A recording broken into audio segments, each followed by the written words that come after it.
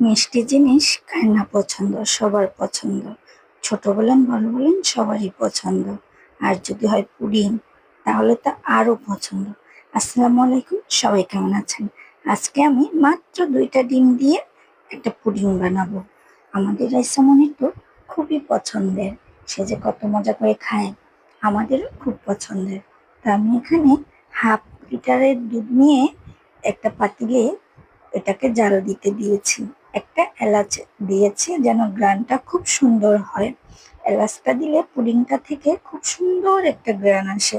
তো আমি দুধটা জাল দিয়ে ঘন করে নিয়ে এলাচটাকে উঠে ফেলে দিয়েছি। তারপর আমি 2টা ডিম নিয়েছি, ডিমের কুসুমটাকে আলাদা করে বলে নিয়ে স্বাদ মতো যারা যেমন চিনি খান মিষ্টি খান ওরকম মিষ্টি দিবেন। আমি আমাদের পরিমাণ মতো মিষ্টি দিয়ে সুন্দর করে এটাকে চামচ দিয়ে ভালো করে ফেটে নিয়েছি।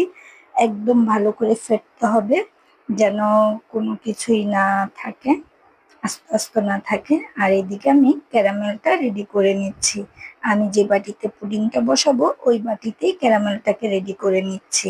তাই আমি এখানে প্রায় 4 চামচের মতো চিনি দিয়ে দিয়েছি, দিয়ে ক্যারামেলটাকে রেডি করে নিয়েছি। এই যে আমার ক্যারামেল হয়ে গেছে, আমি এখন ক্যারামেলটাকে ঠান্ডা করতে দিব। আর এইদিকে দুধটাকে আমি ডিম চিনির সাথে মিক্স করে আরো ভালো করে ফেটে নিব। এটা আপনি যত ফাটবেন ততই আপনার পুডিংটা খুবই সুন্দর হবে।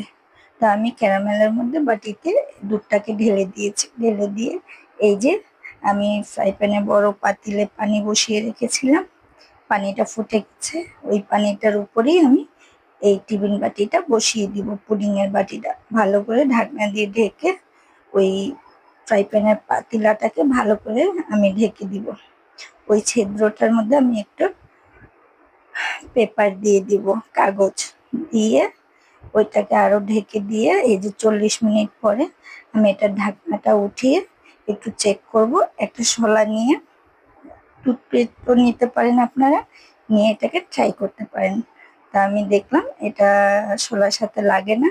তো আমার পুডিংটা হয়ে গিয়েছে, আমি এখন এটা প্লেটে ঢেলে নিব। আমার পুডিংটা দেখতে যেমনই সুন্দর হয়েছিল, খেতে খুবই মজা হয়েছিল।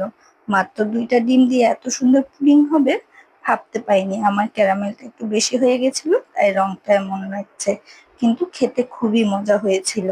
আপনারাও ট্রাই করতে পারেন বাসায় 2টা ডিম দিয়ে এত সুস্বাদু পুডিং।